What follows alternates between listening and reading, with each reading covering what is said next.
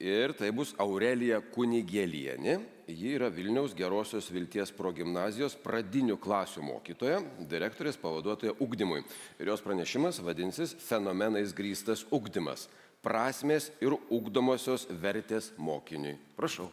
Taip, aš esu Aurelija iš Gerosios Vilties progimnazijos. Iš tikrųjų, man labai smagu matyti šitoje konferencijoje daug matytų veidų ir tie patys veidai matomi beveik visose konferencijose, beveik visose seminaruose.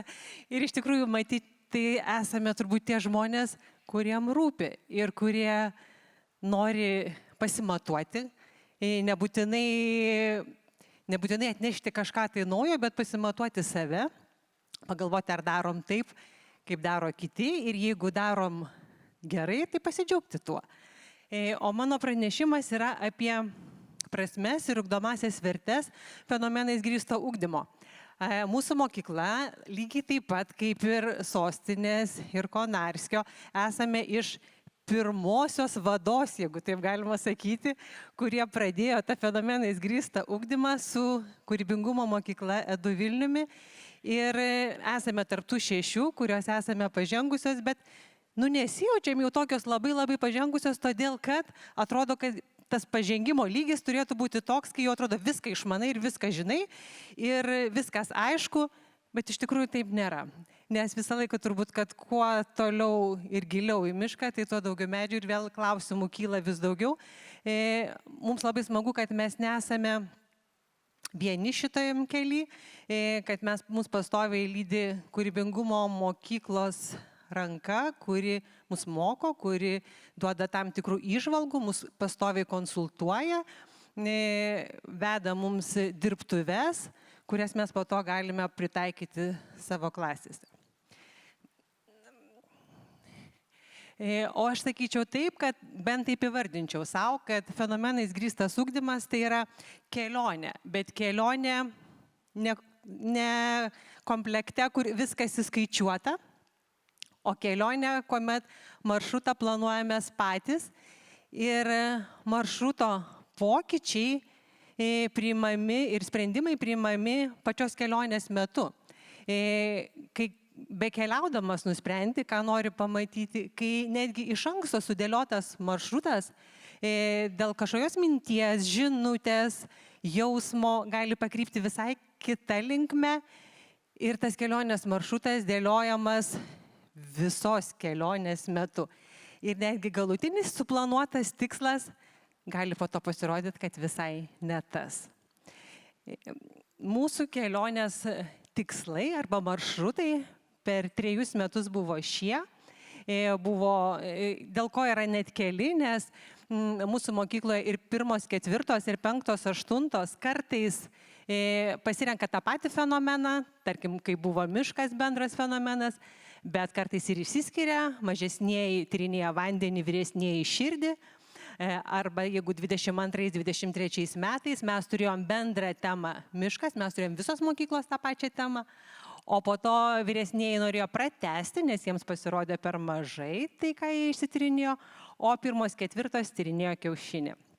Pernai metų fenomenai buvo parkas ir akis. Ir kaip matot, ant šitų rodiklių nėra nei atstumų, nei kilometrų, kiek eisim, kaip toli eisim, kaip giliai eisim. Viskas priklauso nuo mokinių, bet ir nuo mokytojų kuravimo ir mokytojų matymo, lygiai taip pat atliepiant ir bendrasias programas ir be abejo tenkinant vaikų poreikius. Pirmasis aspektas, aš taip trumpai galbūt, čia iliustracijos yra iš paskutinio mūsų fenomeno akis. Iš tikrųjų, norint tyrinėti ir leistis į tą kelionę, labai svarbu, kad tai atlieptų mokyklos kontekstą. Ir iš tikrųjų tą fenomeną pasirinkti, kuris atlieptų mokyklos kontekstą, nėra taip paprasta. Vyresnieji, aišku, jie gali patys. Su mažesniaisiais parenka mokytojas. Ir mes pasirinkom akį vien dėl to, kad mūsų mokykla yra silpnaregių ir neregių mikrorajone. Ir iš tikrųjų mes daug aplink save, aplink mokyklą matom tam tikrų ženklų, simbolių. Ir vaikai iš tikrųjų pro juos praeina nesusimastydami. Tai labai sąmoningai rinkome šitą temą ir manom, kad šį aspektą labai aiškiai atliepiam. Ir vėlgi, kas vyksta, mes irgi priėmėm savo tokį kaip iššūkį, ganėtinai drąsiai, mes maišėme klasių komplektus, tarkim, pirmokus su ketvirtokais, antrokus su trečiokais arba įvairiais aspektais ir sujungdavom po 2 klases. Ir čia vėlgi vienas iš dalykų, kaip ir kelionės pradžioje, turbūt visi keliaujantieji turi susipažinti.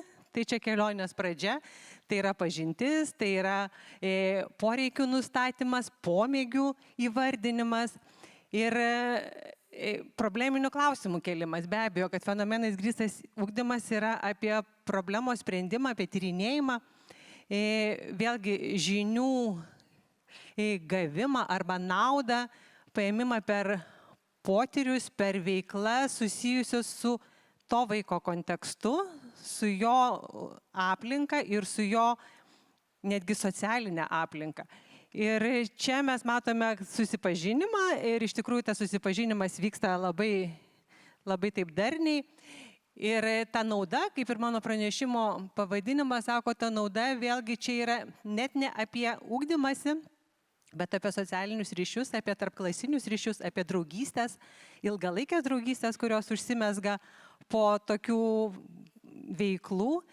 Tai čia vaikai susipažįsta, išsikelia probleminius klausimus, juos grupuoja, tada nusistatom potėmes ir tada jie patys braižosi savo kelionės maršrutą. Nusibraižę kelionės maršrutą, iš tikrųjų jie tada išsikelia savo tikslus apie tai, ką norėtų, kas juos domina ir ką norėtų ištirti. Viena iš veiklų, aišku, jie tyrinėjo savo akį ir kartais, kai pristatinėjom savo patirtis fenomenais grįstame ugdyme, kitos mokyklos klausia, užduoda tokį klausimą, sako, bet tai nėra programoje, kodėl, tarkim, pirmokas turi tyrinėti akies sandarą, bet iš tikrųjų taip, tai nėra programoje, bet žalos mes tikrai nepadarom, nes vaikam rūpi.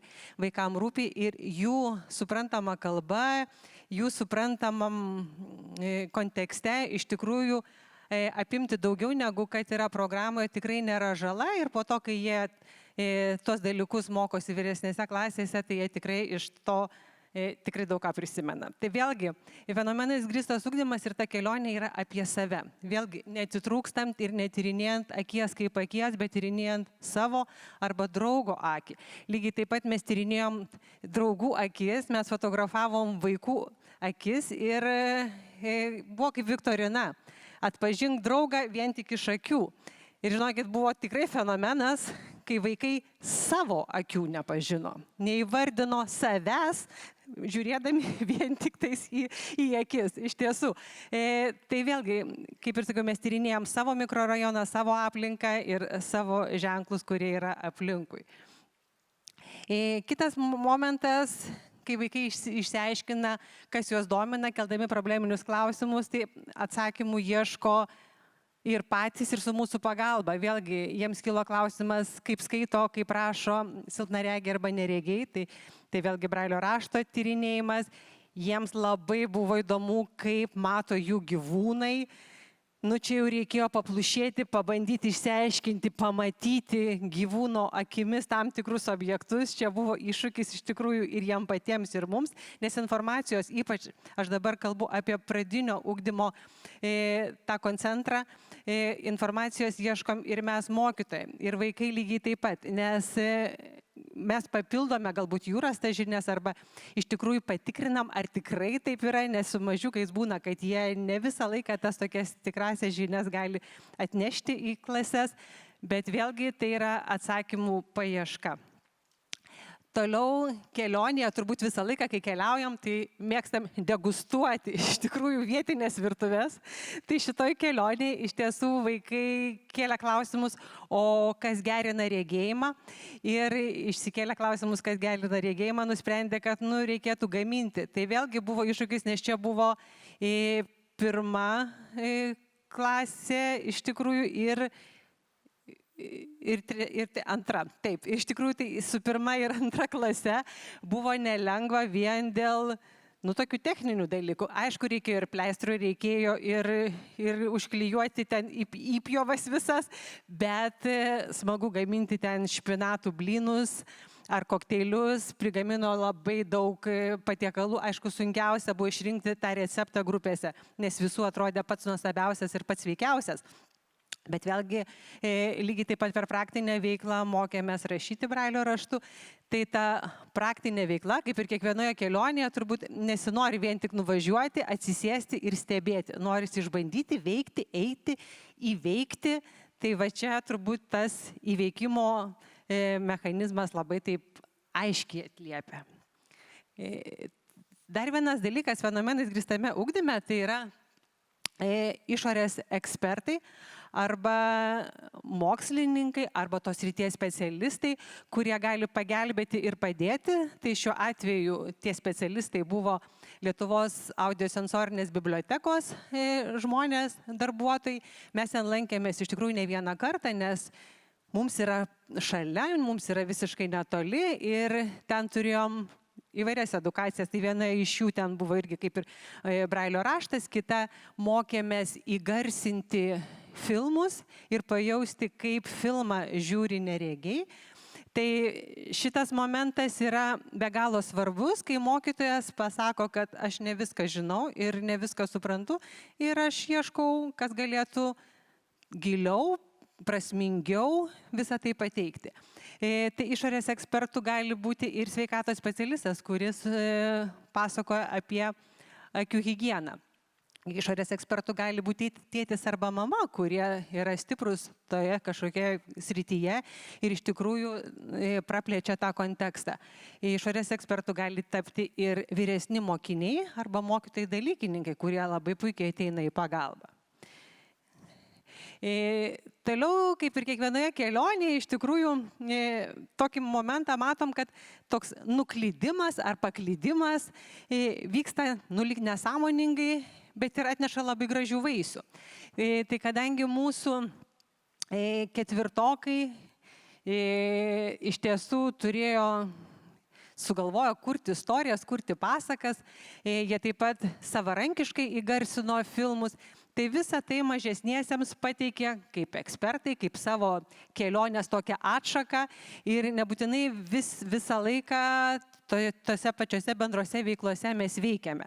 Tai čia viena iš tų iliustracijų, kai ketvirtokai teikia savo sukurtus produktus, lygiai taip pat ankstesniuose fenomenuose vyresnės klasės sukurdavo netgi užduotis, apklausas mažesniesiems ir tada jau vyresniai tampa kaip ekspertai arba kaip mokytojai. Kiekvienoje kelionėje iš tikrųjų mes turbūt visą laiką galvojame, kur aš esu, ar tikrai čia noriu būti, kur toliau noriu eiti. Tai lygiai tas pats ir čia. Po kiekvieno etapo, po probleminių klausimų kėlimo, po potemių išsikėlimo, po patyriminių veiklų, po tyrimų. Iš tiesų mes klausiam, kur mes esam ir kur mes norim eiti. Įsivertinam, kaip sekasi. Tai nėra lengva kokybiškai reflektuoti. Ir iš tikrųjų ta kokybiška refleksija mums yra mokymosi ir tolimesnio tobulėjimo galbūt tikslas. Nes su mažais vaikais iš tikrųjų jiems, ypač su pirmokais, antrokais, įsivardinti tam tikrus dalykus nėra paprasta ir jiems dažniausiai atsakymas, kad viskas gerai, man patiko, bet gilesnės analizės, kas, kaip ir kodėl, iš tikrųjų čia reikia padirbėti ir mokytojams.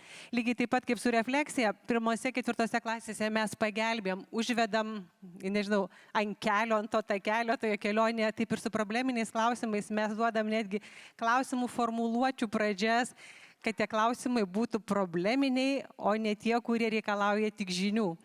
Tai vėlgi, fenomenais grįstame ugdyme, pradinėse klasėse mokytojams labiau reikia įsigalinti, bet po to, kai procesas pajuda, iš tikrųjų ta kelionė būna įspūdinga. Vėlgi vienas iš iš fenomenais grįsto ugdymo elementų yra prasmingumas. Ir ta prasmė arba klausimas, kas iš to, jisai turi lydėti nuo pat pradžių. Pirmas dalykas, kas iš to, tai kad mes nagrinėjom tą fenomeną, kuris yra mums aktualus, mūsų mokyklai, mūsų kontekstui. Jau tai atliepia tą, kas iš to. Bet ir kitas momentas, kas iš to, tai turi būti kažkoks galutinis rezultatas arba galutinis taškas, kaip ir kelionės pabaiga, kuri pasako, kad va, jau viskas, grįžtam namo. Tai va tas taškas, tarkim, šiuo atveju buvo akių mankštos pratimai, kuomet mes juos įsinagrinėjom, išsigryninom, kuriuos norėtumėm turėti, sukūrėm filmuką kelių minučių akių mankštos pratimų ir padalinom kitom klasėm, kurios nevykdo fenomeno. Nes iš mūsų 15 klasių komplektų čia vykdė 4 klasės, šiais metais prisijungė dar viena, tai busim 5.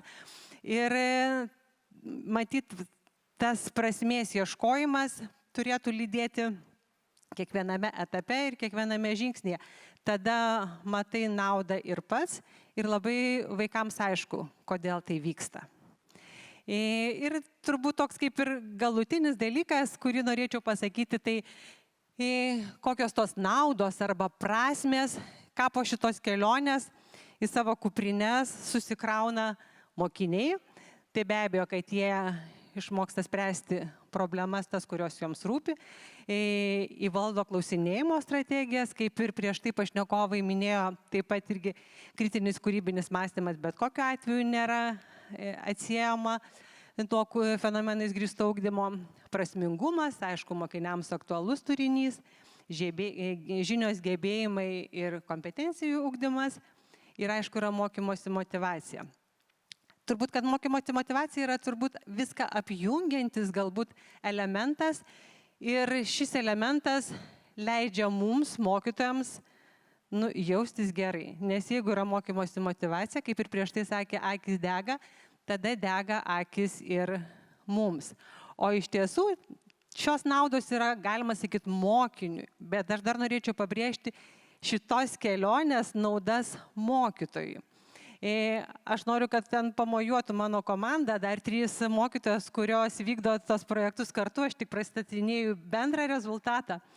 Ir iš tikrųjų turbūt nereikia jokių specialių seminarų ar kažkokių mokymų komandos formavimų. Geriausia komanda formuojama, kai išeini žiemą, sekmadienio rytą su kavos termosiukais į Vingio parką ir dėlioji vaikam maršrutus, kai vakarais prisijungi ir kilus kažkokiai minčiai, kažkokia idėja, reflektuoji ir vėl kalbėsi ir vėl po kurio laiko vėl susibūri į grupę, tai turbūt ir yra ta pridėtinė vertė mokytojui ir nauda šitos kelionės, nes komanda formuojama puikiai. Dar viena pridėtinė vertė mokytojui yra drąsa.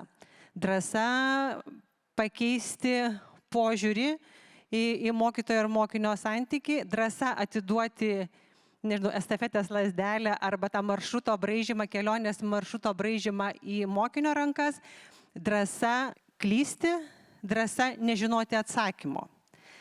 Tai iš tiesų labai ačiū ir linkiu smagių ir prasmingų kelionių. Taip, ačiū Aurelijai. Ar bus klausimų? Kadangi ilgas buvo pranešimas, tai po vieną žodį atsakymą. Kelionė paprastai yra herojaus arka. Herojus išeina ir grįžta po kelionės šiek tiek pasikeitęs. Klasikinė herojaus teorija. Ir jisai sutinka pagalbininkus, mokytojus ir archipriešą. Kas jūsų didžiausi pagalbininkai? Pagalbininkai tai turbūt yra komanda, su kuria dirbam. Pagalbininkai yra kūrybingumo mokykla, kuri mus veda. Pagalbininkai yra tėvai, kurie labai įsitraukia į tai ir labai noriai mums padeda būdami ekspertais. Tai tikrai yra didžiulė pagalba. Ir netgi administracija, kuri mus skatina tai daryti. Vienu žodžiu, archipriešas. Gal vidinės baimės? Ačiū.